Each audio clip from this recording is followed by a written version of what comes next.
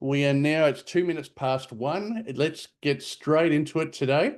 So firstly, thank you very much for coming along and attending. It's been really exciting for us, having now decided to move into this fractional and interim space, as well as the non-executive director space, which we were already in, to now have a dedicated solution to recruiting these roles. And what I want to talk to you about today is, as candidates for these opportunities, what we're doing, what it's all about, how you get to be involved, etc. And then again, if you've got any questions at all, feel free to type them into the chat, the Q&A, I should say, and I will answer those as we go when it is appropriate to do so. All right, so for those people who don't know who I am, I've just something in my eye. Who am I? Richard Triggs, founder and CEO of Arete Executives. So I've been in executive search now for about 22 or so years. Had my own business, Arete Executive, for almost 17. So we started on the 1st of February 2009, right at the height of the GFC. Bit of a crazy time to start an executive recruitment company, but as they say, fortune favours the brave. And here we are 17 years later, having been through a GFC, a mining industry downturn, a coronavirus, and all the other exciting things that seem to happen in the world. And we remain alive and well, definitely punching above our weight and having fun. So I'm based in Brisbane, but the business operates nationally. In fact, we even do a reasonable amount of international search, but predominantly in Australia. We work pretty much across all role families and all industries and all locations, roles upwards from $150,000 plus. So we're kind of in this space of doing, for medium-sized enterprise, their ELT, executive leadership team and board recruitment, as well as some of their, more early and mid-level leadership roles. And then with big corporates, we've got a couple of ASX 100 clients, one of whom we've done over 300 roles for. Another one, we're getting close to 100 now. We're doing in that sort of 150K to, let's say, 600K range.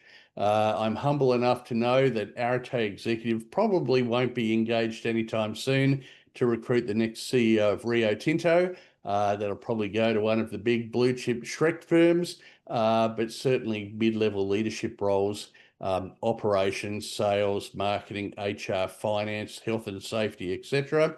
We're really, really good at that. And we've been doing a great job now for nearly 17 years, team of around 10 people, and working in the permanent full-time executive space and the board space.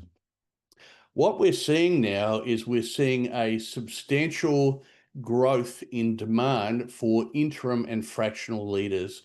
So just to sort of clarify the difference between those, an interim leader would be a situation where a company says, look, we need a CFO to work in our business for 3 months. Our incumbent CFO, did I say CFO? We need a CFO. Our incumbent CFO is going away on maternity leave, or maybe they've resigned and we need to fill the role urgently, or maybe they're working on a special project, or for whatever reason, we need a dedicated CFO to come in on an interim basis. An interim, typically full-time engagement, and typically for a finite period of time. It could be a month, it could be 3 months, it could be 12 months, whatever. So that is interim. And then the other, being fractional, is where an organization might say, we need a fractional CMO, Chief Marketing Officer, but we don't need them full time. We have aspirations to want to be able to recruit a $300,000 CMO, but we don't have the budget or the requirement for them to work full time. We want them to work 6 days a month. We have a more junior person who can do the implementation. So fractional being that they give a fraction of their time. And a fractional CMO may in fact be the CMO for 3 different companies. And they might feature on the websites of those 3 different companies. and each one of those companies gets a fraction of their time. That's basically the difference. And obviously, non-executive director, somebody who sits on a company's board as a non-executive. There are also advisory boards and advisory board members. We don't typically get involved in that. Typically, advisory boards are meeting very infrequently. The remuneration is very low, and it's not something recruiters would typically be utilised for. There are other organisations like the Advisory Board Centre, which play in that space. Okay, so historically, if candidates come to us, or me in particular, and say, Richard, I'm looking for an interim role, maybe I'm looking for an interim role while I've got a gap between full-time roles, or I have a desire to create what we call a portfolio career, where I might do a bit of consulting, a bit of board work, a bit of interim work, whatever. People have come to me and said, Richard, I want interim work. And I've said to them, we don't really work in that space. A particular recruitment company that has a good brand in that space and is pretty active is a company in Sydney called Watermark. And interestingly, Watermark, the people who head their interim practice, have recently released a book about interim careers, and also, I believe, have started a podcast. So, they're really doubling down on that. And as I say, historically, I've very much referred people to them, and I would still do that. But we haven't really pursued it. We've got finite amount of time and capacity, and so typically we've worked purely in full-time permanent executive. But what we are seeing now is organisations, our clients, are wanting us to be able to provide them with an interim solution or this fractional solution. An example of a recent fractional inquiry, I was meeting with the managing director of a company here in Queensland, and they do major IT infrastructure projects, and they've just won a major piece of work with a government department worth many, many millions of dollars. But the actual project doesn't start for 3 months. So they need somebody to come in and start the project, but the managing director of this business was saying to me, I can't actually afford that person yet because I don't start making income for 3 months. So I said to the owner of the business, well, what do you think about employing a fractional person, perhaps a project director or equivalent, that can come in, who's got the expertise and the capability to get this project started, and then at the end of the 3-month period, it may be that they step up to full-time. It may be you then go and hire a full-time resource. And certainly the feedback from this owner was extremely positive. We have another client that is in the building products industry, and they have both a fractional CFO and a fractional CMO and a fractional CHRO. And so we've been doing their permanent recruitment for them, but their fractional needs have been provided by other means. And so we thought, well, it's a bit crazy. We're missing out on this opportunity. And if you look at the growing trends in the workplace, more and more people are being excited and drawn to having this fractional / interim / portfolio career.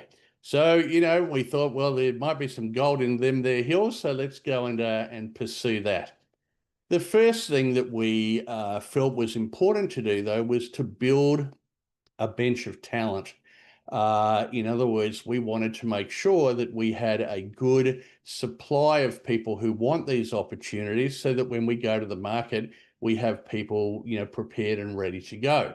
And so what we decided to do about 3 weeks or 4 weeks ago now was to advertise expression of interest. Are you looking for fractional / interim opportunities? And we advertised that on Seek, and we had over 700 applications, which includes, no doubt the bulk of people who are attending this webinar today. We also promoted it on LinkedIn, and needless to say, there's been a really fantastic level of interest. And so people have come now into our ecosystem saying, I want fractional interim non-executive opportunities. So we've built out our starting cohort or community of people looking for these roles. What we're now literally going to do post this being the second of 2 webinars is to go to the market. So our offering is a very simple one. And this is something that I've been toying with for a while, trying to think about, how do we get the pricing model right so that it's attractive, it creates lots of opportunities for people, and yet is still commercially worthwhile for us. Now, there are organisations that provide fractional executives or interim executives where those executives are on the payroll of the recruitment company. So the recruitment company might sell this person's time and put a margin on top of that time. Typical margins, as a rough guess, it might be, say, 33% or 50%. And so if we just use as an example, an organisation wants an interim or a fractional CFO. And so the recruitment company charges the employer $3,000 a day, and they pay the interim fractional executive $2,000 a day. So in other words, the recruiter is making $1,000 margin per day on that person's time. And if you think about that, if that person is in a role for a lengthy period, that can get extremely expensive for the employer. Plus, the interim executive might get a bit disenchanted that they're losing a third of their worth to the recruitment company who's facilitated the placement and is covering payroll. Now, there are a lot of companies who like to have these interim/fractional people because they're not permanent employees, and that can look good for their P&L and balance sheet for the purposes of their stakeholders, whether that's their investors or whoever it might be. A lot of government departments, for example, will recruit lots and lots of interim/fractional or also called contractors, particularly IT contractors. So, there are friends of mine that own IT contractor recruitment businesses, and they are very, very successful because they might have 200, 300, 400 contractors out at any one time, and they're making margin off each of those contractors, and that's how they make their money. But not really how I like to play, and I don't really want the complexity and challenge of having to, maintain these people and payroll them and be constantly asking the employer, how many days do you want Mary for next month? And, Mary, what's your day rate now, et cetera, et cetera. So what we decided to do was to just make our fee a flat fee, a one-off payment. Arete Executive, our recruitment fees are very competitive. And so, for example, we offer a headhunted solution where we'll place somebody in a role for 10% of base salary package, or if they want, the client wants a replacement guarantee, 12.5% for 3 months, 15% for 6 months. But we also have a minimum fee, and our minimum fee is $17,500. And that's for executive search, extremely competitive. And as a result, we have some clients who have given us 300 roles in the last 4 years. So what we wanted to do is to set our interim fractional price as a fixed price to make it very affordable. And yet understanding that there's probably as much work goes into filling an interim role as a permanent role, we didn't want to discount it ridiculously. And so the figure that we've come up with is $12,500 plus GST. So that way then, if an organisation wants to engage somebody as an interim or fractional executive, or indeed as a non-executive director, they know that our fee is a flat fee, $12,500, and whether they employ that person for 1 day a month, 5 days a month, 4 days a week, whether the agreement goes for a month, 3 months, 12 months and beyond, there is simply one payment to us being $12,500. And certainly I've pitched this to dozens of CEOs and heads of HR now, and the feedback from the market's been very positive that feels like a very appropriate number. So the only caveat we put on it is that if the person becomes a full-time employee within the first 6 months of engagement, we charge the balance of 10% of base salary package. And the reason that we do that is we don't want a client to say, oh, we want to employ an interim CFO. We put somebody in there at $12,500. They actually always wanted to have a full-time person, but they just wanted to be a bit sneaky in terms of our fee. So we do have that little caveat in there. However, my expectation is that 99% of the time people do the right things, and we've certainly had that as our experience in the past. Okay, so basically that's how it will operate. An organization will come to us, whether they're an existing client or we obviously hope to get more clients who are utilizing this solution, and they'll say, we need to employ a chief marketing officer. We're a $50 million turnover FMCG company. We want somebody with the requisite experience, etc. We're prepared to pay full-time equivalent $300,000, but we only want this person for 6 days a month. Once we have that opportunity, we will promote that opportunity in the first instance into our community of interim/fractional executives, which by participating in this webinar and having sent us your details, you will be in that community. We're also intending to fairly immediately launch a closed LinkedIn group, and we'll invite you to join that group, and then you can join that group. When I ran this webinar the other night, I had a few questions. How much is this going to cost me as a candidate? As a candidate, there are absolutely no fees to you at all. It is completely free. There is never any cost to you. Obviously, our fees are paid by the employer. So you can join this community for free. You'll be on our database getting access to these opportunities for free. And we are very excited and want to see how we can invest in supporting you for future opportunities like that. So the opportunity will come to us. We will obviously promote that opportunity. Candidates who express interest in the opportunity will be interviewed exactly the same as you would be for a full-time job.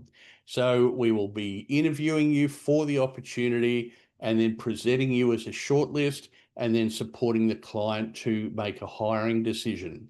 The actual remuneration negotiation will be between you and the employer. So obviously we will have some indicative idea as to what they want to pay, but what you negotiate in terms of an hourly rate or a day rate or a project rate or whatever it might be, that is entirely between you and the employer. We'll obviously support in terms of getting, the deal done, but our fee, being a flat fee of $12,500, is not in any way dependent on how much the remuneration is. And again, employers like that because they have certainty. And certainly some employers feel that recruiters often will talk up salary in order to get a higher fee because their fee is a percentage of salary. We in this instance, we don't do that. It's just a flat fee. Okay, so boy, that's a lot of talking from me. Might have a quick sip of water. Okay, so let's start now and open it up for some questions. And first question from anonymous attendee: what's the difference between interim, fractional roles and contractor part-time roles, or is it just a rebrand? Well, certainly, interim's been talked about for a long time. Fractional seems to be a newer word. I just see somebody has raised their hand. Rather than do that, just type your question into the Q&A section, please, and that way I'll see it. Okay, so fractional is a newer term, and as I think I explained earlier, difference between interim and fractional. Interim, typically permanent or full-time for a fixed period of time. Fractional, it is a fraction or a proportion of somebody's time, a few days a month or a couple of days a week, and that person may work for a number of other companies. Okay, Contractor versus part-time. If you are a contractor or a consultant, you would contract to the employer under your own ABN. Okay, and so setting up a structure, setting up an ABN is pretty inexpensive, and it's certainly something that your accountant can help you with. And so you may want or prefer to be employed as a contractor versus an employee. And there are pros and cons under each arrangement. The only thing you need to be mindful of is that if 100% of your income comes from one employer, even though you are engaged with them as a contractor, you will still be deemed as being an employee. So if you want to be a consultant or a contractor, you just need to make sure that at least 20% of your income is coming from alternative income sources. That could be investment property, it could be shares, it could be anything. But it is a little bit risky if 100% of your income is coming from one employer. Again, I'm not an accountant, and it's something that you should talk to your accountant about. And certainly different employers may have a preference as to whether they want to contract you or employ you as a part-time basis, and that's up to you to work out with them. Okay, Anders, are you also seeing demand for interim executives brought in to lead specific transformation projects or turnarounds, not just backfill or project startup roles? Absolutely. I think this is a case, Anders, where organizations are, one, I suppose, reactively hiring interim executives. So it could well be that, somebody's resigned or somebody's going on leave, or there is a project that needs some additional resource and so on. Or it could be a new initiative. And this is, I suppose, for us, a newer area for us. So we really haven't explored it enough for me to say to you, well, the last 30 roles that we picked up, 5 were existing projects, 12 were new projects, etc. I don't have that data yet because we are yet to take this formally to the market. So we've been doing piecemeal, interim work over, time. But now we are dedicating, offering this as a unique or specific solution, and we'll be promoting it as such. And I expect we'll see a much higher volume of these opportunities come through. Anonymous, what type of clients do you have? Startups, small, medium, or large size businesses? Well, historically, because we work in the permanent leadership space, our clients are typically either larger small business. And when I say larger, not massive, but we have many clients who might be in the 20 to $50 million turnover range, where it might be a founder, CEO, and they have a leadership team, CFO, COO, CIO, etc. But they're not big enough to have a big internal recruitment capability. So we have lots of clients like that where our relationship will be directly with the CEO or managing director. And we love working with those companies. We really enjoy the partnering that we have with those. And then we also work with much larger businesses. As I say, we have 2 ASX 100 clients, both of whom I think have upwards of 8,000 to 10,000 employees each. So it's going to be interesting for us to see where the real demand for interim and fractional comes from. My thoughts are we're going to see more fractional in the our traditional small to medium enterprise space, and see more interim in the larger corporate space. We work across pretty much all industries. The only industry that we don't currently work in, I don't know if you'd really call it an industry, is government. And that's not because we don't want to, it's just because we, quite frankly, haven't had the resources to really pursue that. Where the government has a high appetite for our interim or fractional, I'm yet to really say.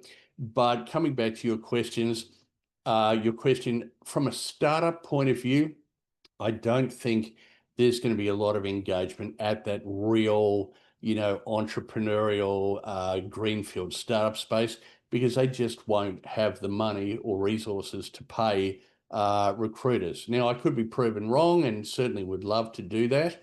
but I can't say at this point that we have any real clients in that space at all. What industries do you do most of your activities? Skein or Skin, not sure how to pronounce that. Look, again, we work across pretty much all industries. I would say we are more working in the B2B and B2C industries like mining, oil and gas, construction, property, and we do a lot of work in not-for-profits. We don't do a lot of work in professional services. When I talk about that, I'm talking about accounting firms, engineering firms, law firms, predominantly because leaders in those businesses are on a pathway to partnership. And often that being the case, those kind of people are pretty hard to headhunt. Why would they leave McCulloch Robertson to go and join Clayton Utes if they're already on a pathway to partnership where they are?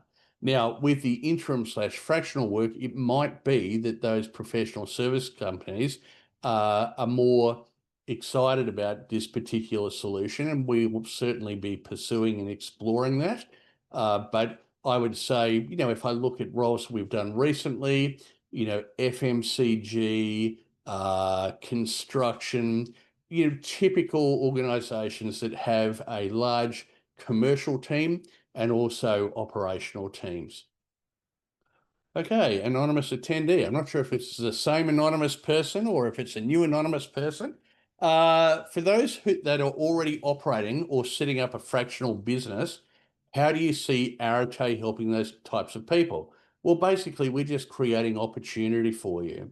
So I would absolutely encourage you to not put all of your eggs in the Arete basket. You should absolutely be going out and pursuing these opportunities yourself.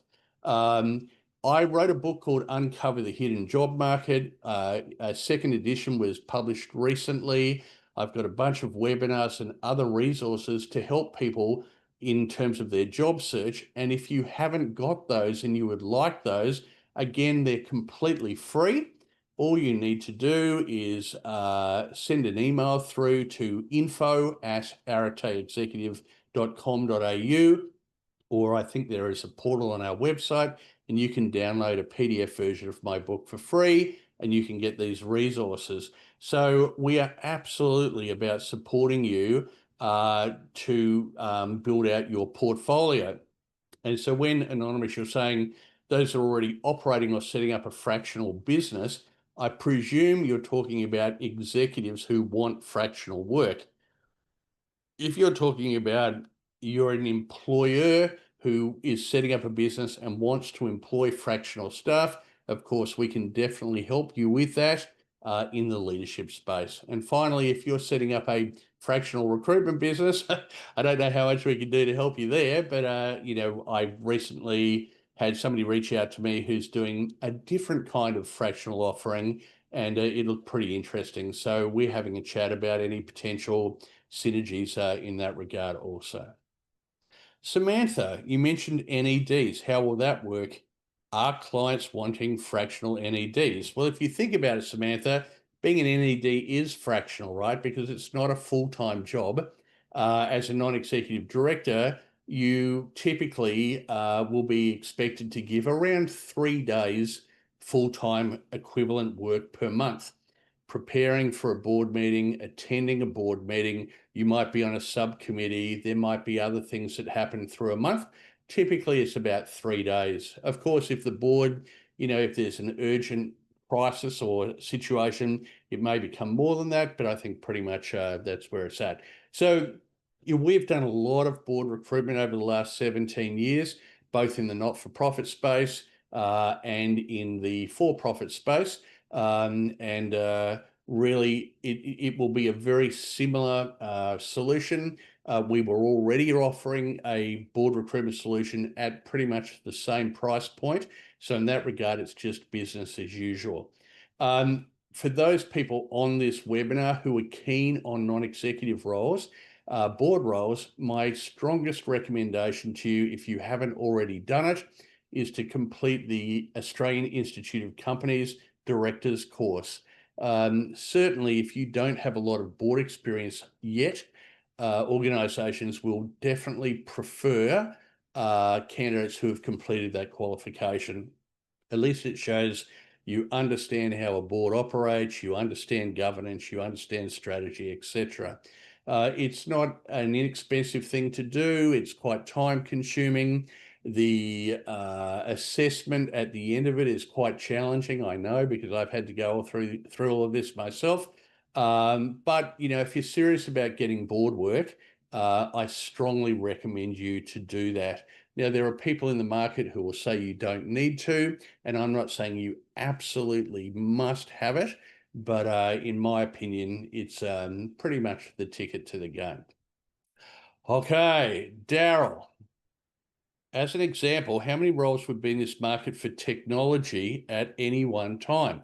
Well, again, I can't really give you conclusive numbers on that, except to say that the role of a fractional CIO or fractional technology roles is growing exponentially, and it is one of the biggest growth areas for fractional and interim executives. So I think if you're working in that space, you should feel pretty confident that there's going to be great opportunity for you. And again, what I would suggest to you is to start approaching your employers of choice, offering yourself as a fractional or an interim resource. Don't rely on Arete or another, recruitment company. If we've got opportunities to present you for, fantastic. But in the meantime, if you really want to go and chase this work, that's what you need to do. That's what my book's about. And again, if you want to read that, you can have that for free. Okay, Richard. Hi, will interim roles be open to supply chain and COO? Absolutely. I think it would be fair to say all leadership roles, whether it's COO, CFO, CIO, CHRO, etc., there is growing demand for interim and fractional executives. And it's not just about C-suite roles. It's, I mentioned at the beginning of this conversation about this company wanting a fractional project director for an IT project. So, project directors, sales managers, I have a number of clients who have got fractional sales managers in their business. It's just seems to be gaining more and more popularity. And if you think about the rise of AI and the fact that AI is doing a lot more of the grunty processing type work, it will mean that roles that were previously a full-time consideration can now be done by a human on a part-time basis. So I think we're going to see fractional roles at every level of an organisation, not just in the leadership space. Okay, Sean, what's the biggest mistake interim candidates make, e.g. spreading yourself too thin, taking on too much? Two, how good are employers at managing interim arrangements? E.g. 2 days a week employment, but expecting 5 days a week output? That's it's an excellent question. And certainly, for a lot of women who return to work after maternity leave, a constant complaint is that, I'm working 3 days a week, but they just want me to do 5 days work in 3 days. And I suppose, as an employer, I imagine they're always going to try and get the best bang for their buck. And as the executive, I think the onus is on you to be able to have those conversations, those hard conversations when required about, you get what you pay for, and are these demands realistic and able to be fulfilled within this period of time. So, I think it's a two-way conversation, and certainly part of our role when we're being briefed and presenting these opportunities to be really clear about, what is the expectation, what are the key deliverables of the role, and is the amount of time allocated appropriate? So I think that we have a role to play in making sure that the foundation of that relationship is set properly. But again, at the end of the day, the engagement is between the employer and you, and so there needs to be responsibility on both sides in that regard. What's the biggest mistake interim candidates make, e.g. spreading yourself too thin? Well, again, it's interesting. they used to talk about work-life balance, and I always thought, well, work-life balance kind of has this implicit, well, my work life has to be the same or balanced with my non-work life. But there are certain people who love to work crazy hours. I mean, look at, the stories about Elon Musk working 18 hours a day and sleeping on the factory floor, right? There are other people. I just interviewed somebody for my podcast this morning who's a management consultant, and the main reason she went into that is she has a young family and she wanted the flexibility to be able to take time off in school holidays and so on. So, very much different strokes for different folks, right? And again, well, how much is too much? Only you can really say. I think that that's probably going to be a bit of a situation where, rather than dive in too quickly and take on an overwhelming amount, is, start slow and see, what your appetite is for workload and etc. Okay, Andrew, do you require certain methodologies or frameworks to be used during placement? Can we bring our own, or is it more to do with what the client is open to? Well, I suppose, Andrew, from our perspective, our methodology or framework is exactly the same, whether we are recruiting a full-time permanent employee or a part-time interim fractional non-executive director. We need to be briefed on the role by the client. What does success look like in the role? What's the ideal candidate look like, etc. We're then going to go to the market and use our recruitment methodology in order to get to a successful placement. In terms of methodologies or frameworks that you would apply in the business in your role, that would very much be a discussion between you and the employer. And at the end of the day, I'm not going to confess to being a IT project director specialist. I often really struggle to even turn my computer on in the morning, as my EA, Yolana, will attest to, when I ring her up and go, Yolana, I can't remember my password. So, whatever frameworks and methodologies you use to carry out your duties, that's really your business. Okay, another anonymous. Do you recruit for fractional roles that are mid-career, not C-suite? Yes. Do we? We will, right? I'm not sitting here today saying, oh, I've recruited 100 of these roles in the last 6 months. This is a new solution for us that we're taking to the market. But yes, we are definitely expecting to be doing mid-career roles as well. But they will be in the leadership $150,000 full-time equivalent salary and above area. We're not interested in doing fractional forklift drivers or receptionists or, mechanical engineers with 2 years post-university experience. There are other recruiters that work in that space. We are an executive search firm. We very much want to stay in that executive space, but if it's a $220,000 finance manager role versus a $500,000 CFO role, we would definitely happily do both. Okay, Michael, how do you calculate a day rate versus an hourly rate for fractional work? Once again, that's something that would come down to your negotiations. As a general rule of thumb, if somebody is on an hourly rate of $100 an hour, if you multiply that by 2, it's $200,000 a year, right? Because there's 50 weeks, 40 hours a week. So it's a very basic rule of thumb. It's not exact, but so if somebody says to you, look, we've got this opportunity, it's $80 an hour, you go, okay, $80 times 2, it's $160,000 a year. Now, when you're working at your fractional day rates, you could then go, okay, if I'm on full-time equivalent and it's a $200,000 salary and I'm working 2 days a week, then that's 2/5 of $200,000, right? So that's $40,000. Okay. It's pretty basic mathematics, and certainly, again, we can help you with that at the time when you're negotiating. But if we're bringing an opportunity to you, we will give you indicatively, what the employer is expecting to pay.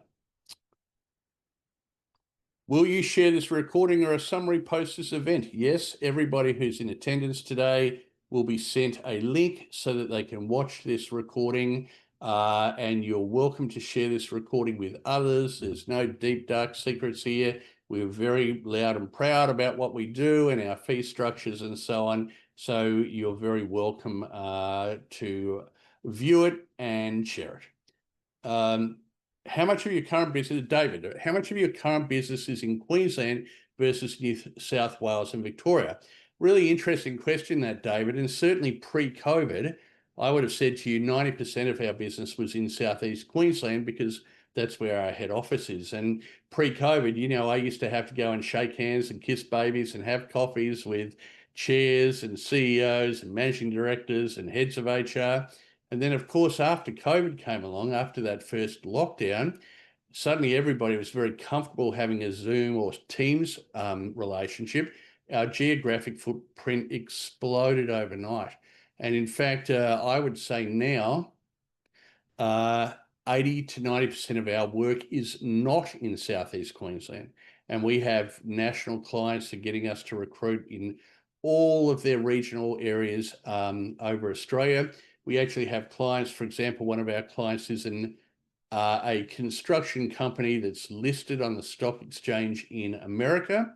It's an American company, and they use Arete Executive to headhunt Americans in America for jobs in America. Now, that seems crazy. You know, why would they use us? Well, because they know us and they trust us. We're very affordable.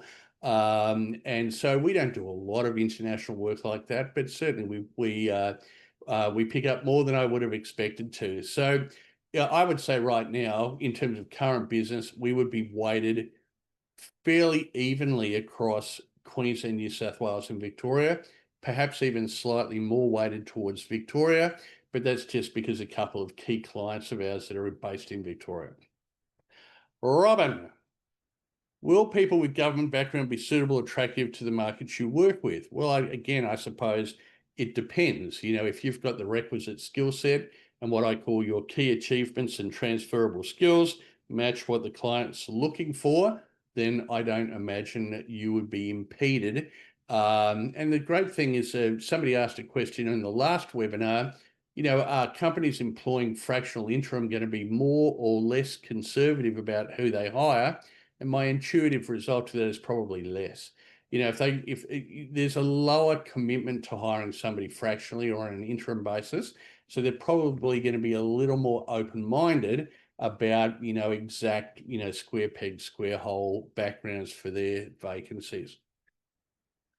Are the businesses you work with open to interims for other sectors? Once again, it's early days, but certainly from an executive search point of view, we are regularly placing people in roles from backgrounds that are adjacent to what our clients are looking for, because they've proven through their key achievements and transferable skills, they can do the job even if they're not exactly from that industry. I mean, of course, you know, if somebody's applying to be the COO of an airline and their background has been a marketing manager for a commercial cleaning company, you know, they're not going to get the gig, right? So what I encourage people to do is to be intelligently optimistic.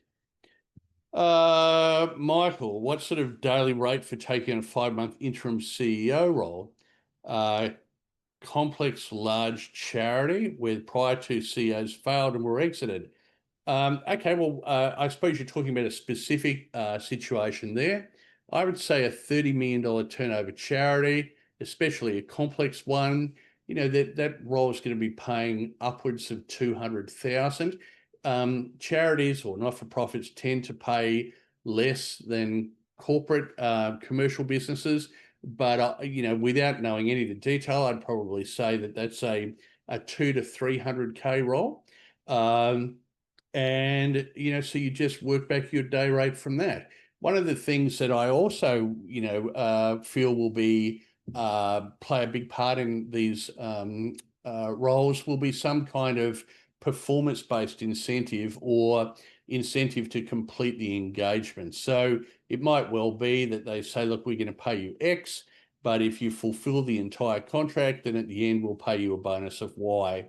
Or if we achieve these certain outcomes that we're looking for, then there'll be a performance-based incentive on achievement of those. So it's not just about the day rate, but that would be my quick indicative thoughts. Michael has written Michael. Well, that's good, Michael. I'm not sure if you meant to write anything else there, but good.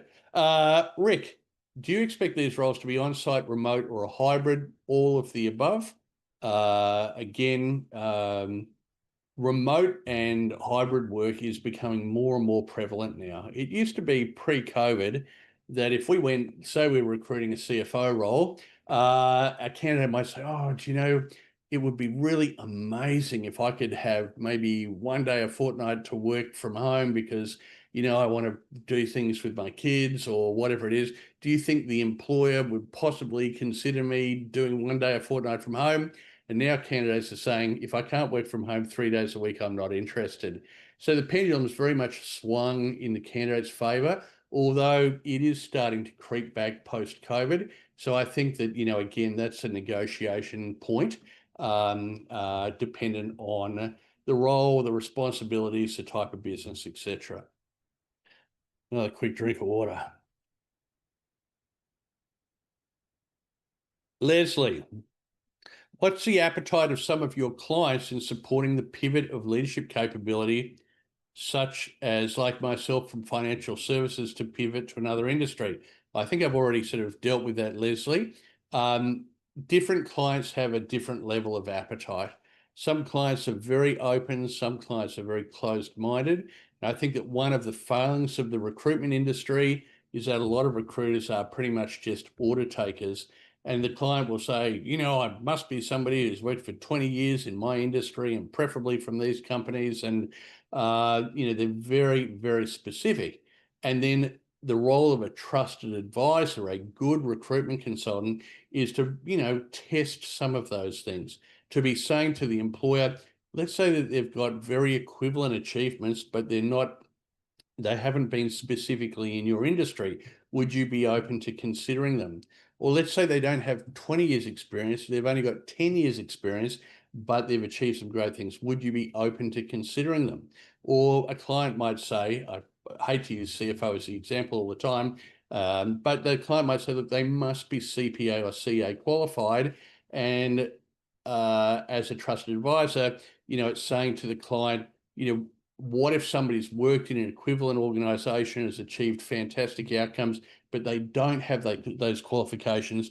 Would you be open to considering them? So again, a good recruiter will have the ability to be able to test the resolve of the employer. And what we find more often is the case is the employer is quite happy, you know, to be guided in terms of people outside of same job, same industry. Not many recruiters have the commercial and other intelligence to be able to do that, unfortunately. Anders, you mentioned that there's growing activity in the small to medium space for fractional. Is that mainly coming through VCs and PEs or directly from businesses? There definitely is a growing appetite from VCs and PEs, so venture capitalists and private equity companies. When they're looking at acquiring a target business, they might say, look, the incumbent leadership team's not up to it. We need to bring in some talent, especially during the starting phase of, you know, a merger and acquisition, and, you know, ensuring the integration goes well, and et cetera, et cetera. So the demand will definitely be there from PE and VC, but also it's very much from private business. Again, going back to one of our clients, they're in the building product space, and they are about a $30 million company. The business is 6 years old and going through massive growth, very exciting story. And so, you know, they want really high caliber people, but they can't really afford them yet. So they've got a fractional CFO and a fractional CHRO and a fractional CMO. We've been able to recruit for them a permanent full-time COO and a permanent full-time head of sales. And then I suppose as the business gets more traction and more certainty, then perhaps they'll look at replacing those fractional CFO, CMO, CHRO with full-time people. But for where they're at the moment, the arrangement works very well for them, and I think that's a good example of companies that are using these services well. When they bring somebody in for a transformation project, what sort of outcomes are they usually expecting within the first 90 days? How long's a piece of string? I can't answer that. Again, one of the things that we will be doing when we're briefed is to try and clearly understand and articulate what does success look like in the first 3 months or 90 days. Very job dependent. I don't think I could really answer that any more accurately than that. Vic, what are the next steps for joining your interim network or talent pool? Well, Vic, you're already in it by expressing interest in being this webinar. You're on the list. So what we're going to do after this, Yolana will be sending you an email. The email will have a link to the webinar. I'm not sure what else will be there in terms of engaging with Arete, but there'll also be an opportunity for you to join our LinkedIn community. Now, for everybody listening, please don't contact me and say, oh, Richard, I want an interim job. Can you interview me, for prospective interim roles? We have over 700 people who have expressed interest. We have no time or capacity or desire to interview you at this point. If we spend all our time to doing that, then we're not out there chasing actual vacancies for you. So we will interview you as required for opportunities as they become available. Okay, there's no point in reaching out and saying, can I have a meeting to talk about my interim aspirations? Because until there are actual opportunities for you, it's really a waste of time. We want to talk to you about specific things for the vacancy as they become available. You're in the community, you're going to be on the mailing list for these opportunities, and really, for the time being, that's sufficient, but you will definitely be getting first opportunity to see these roles. Now, what we will do, depending on what the role is advertise the roles on Seek and LinkedIn if it's appropriate to do so. But certainly every interim slash fractional slash non-executive role that we pick up moving forward will definitely be showcased to you as part of this community. Okay, Anonymous. What is the typical age and experience set of the candidate cohort? Again, very difficult to say. I would say people are typically later in their career. That doesn't necessarily mean they're old, but younger people may want, at least at the beginning of their career, full-time jobs for security and for professional development point of view. And also they lack the experience perhaps to step into interim or fractional roles and really hit the ground running. So I would say that it will be more skewed towards, people who have got probably, 10, 15 plus years experience under their belt. But in saying that, it definitely won't be limited to that. There are definitely more younger people that want a flexible career and will be attracted to interim fractional opportunities. There are boards that want to bring on younger people so they have that diversity of age and so on, especially if they're providing goods and services to a younger client customer base. So yeah, I wouldn't want to be too prescriptive of that. But one of the good things about it is that, if you're an older person, and in fact, somebody I think is on this webinar who's in his 70s, we placed into a C-level executive, when he was in his late 60s, and he did a fantastic job. And as a 72-year-old, or I'm not exactly sure how old he is now, he's got incredible experience, what I call a SCAR resume, and absolutely fantastic logical choice for an interim or fractional role.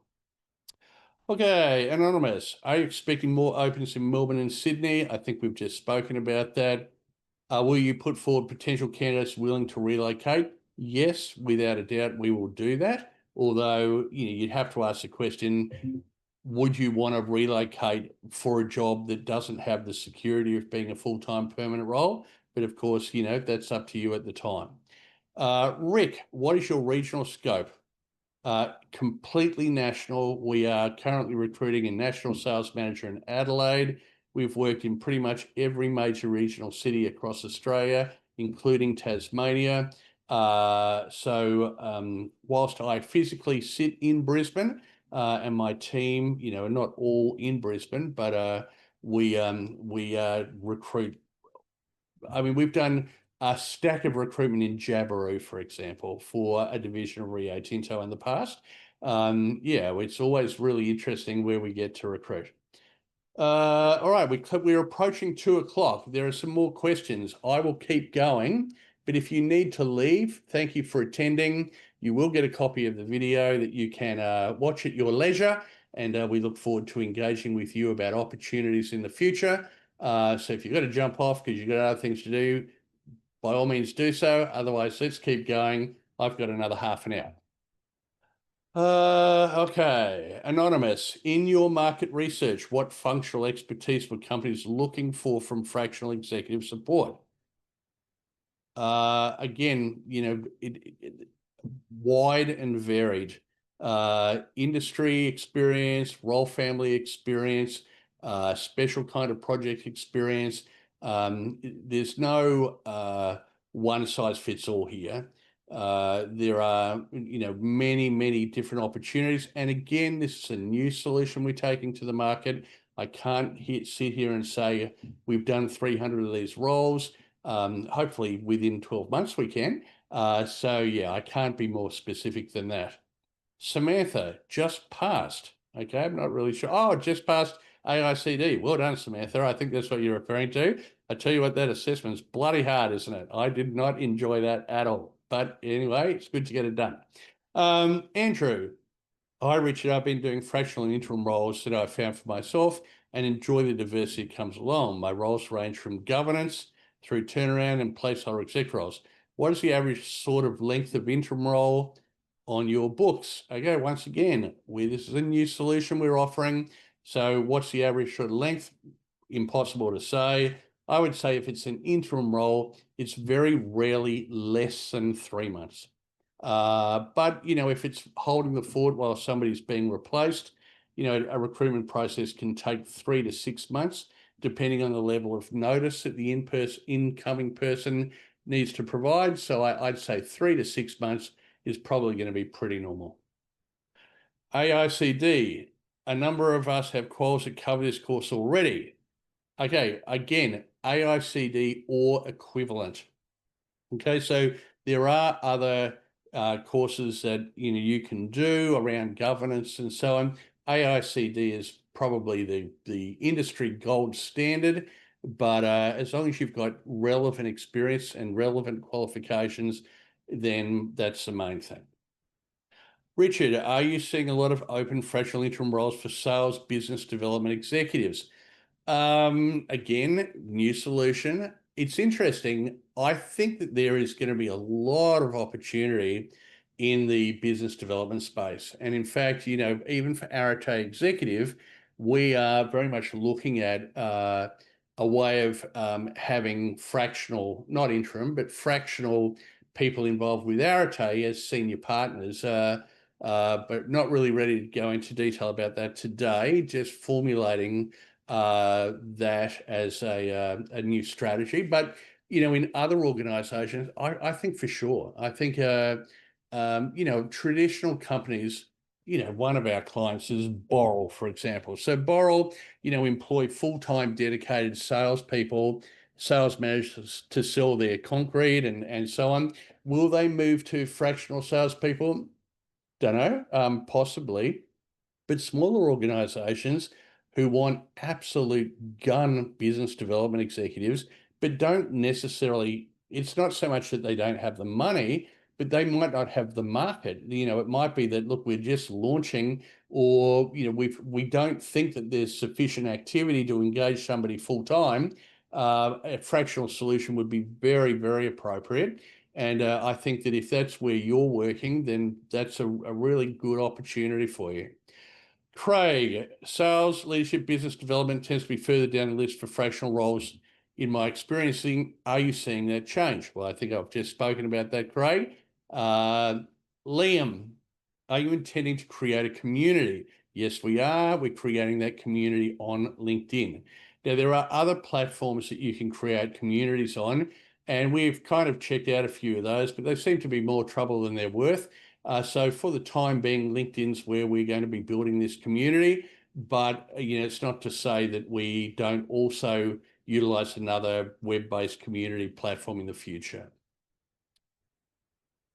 Anonymous, but fractional, you should be adding more to rates as temporary arrangement and needs to factor in for leave. Okay, I'm assuming that you're talking about when you're working at your hourly rate or your interim rate. I agree. You should be putting some kind of premium on that because of the fact that it's of a short duration. Yes, I very much agree with you there. Anonymous. Brett Trigger. I like your surname, Brett Trigger, as compared to Richard Triggs. How do you assess your geographical bias in terms of the client base? I genuinely Australia-wide. I'm not sure if you're talking about Arete Executive or you as an applicant.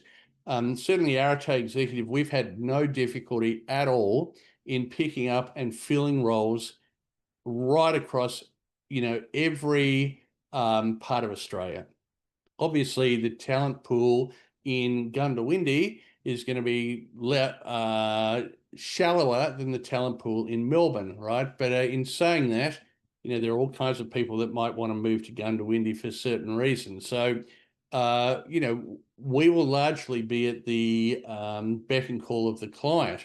If a client approaches us and wants to recruit a fractional person in Gundawindi, will we help them? Yes.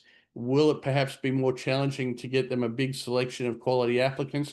Probably, right? But as long as there's an open and honest conversation about that up front, I don't see that as being an issue. As a candidate, obviously, if you live in Melbourne, you're going to want to predominantly do work in Melbourne. You certainly wouldn't want to have a fractional job where you're in Melbourne on Mondays, Sydney on Tuesdays, and Perth on Wednesdays. I imagine that would get a little tiring very quickly. So, yeah.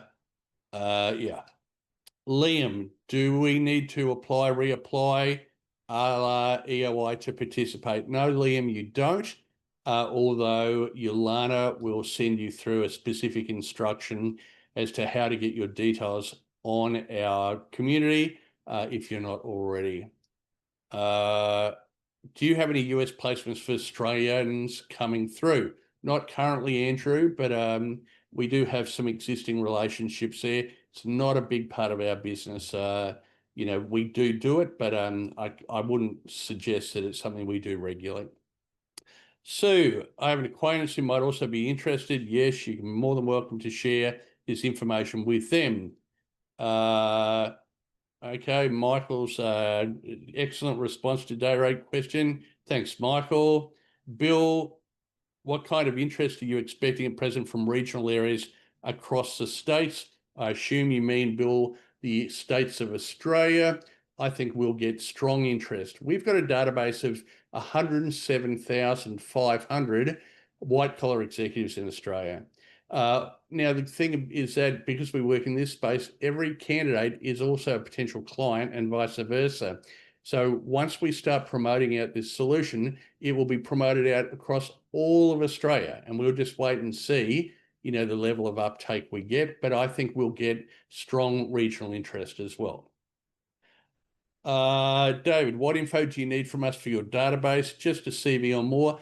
Even we don't really require a CV at this point, David. I mean, certainly feel free to send one through, but just we want to have you there so that we can promote opportunity to. And then if you are being brought into a process, then we would ask you for your most up-to-date CV at that time. Belinda, love the info share and transparency. Thank you, Belinda, and love having lunch with you as we've done a couple of times this year, and really looking forward to seeing how we can help you in the future. Mary, when are you expecting roles to start coming out to us? Look, we're going to the market literally now. So will we have a huge uptake in the first 2 weeks? Well, it'd be lovely to think that we do. I think, we'll need to educate the market about this solution. But certainly we're starting that process, and it'll just have to be a case of wait and see. How many interim fractional positions are you forecasting over the initial 12 months? impossible to say. Anonymous, I'd love to go 20,000, but I don't know. And I think that anything I said would purely be an assumption. I definitely don't want to overpromise and underdeliver, but we feel that there's good opportunity here for us. Thank you, Garana, for that invitation. I'll certainly chat to you about that. Thanks, got to go. Thanks, Richard. Most informative. Great webinar. Thanks for your time. Thanks, Richard.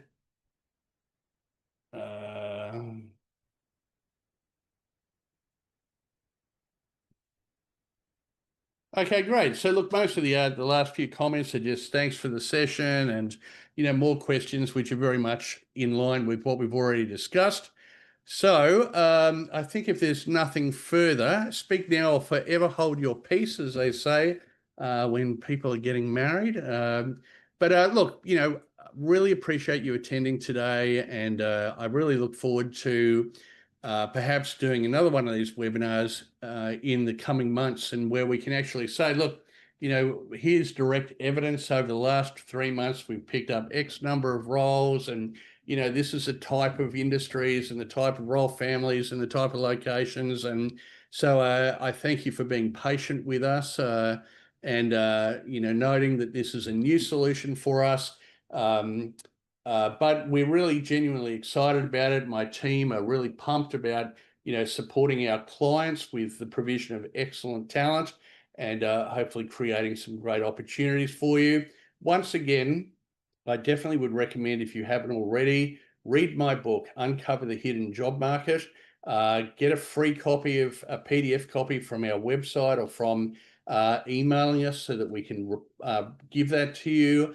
If you want to buy a physical copy, go to Amazon or one of those booksellers and you can buy an actual hold in your hands book if you still do that.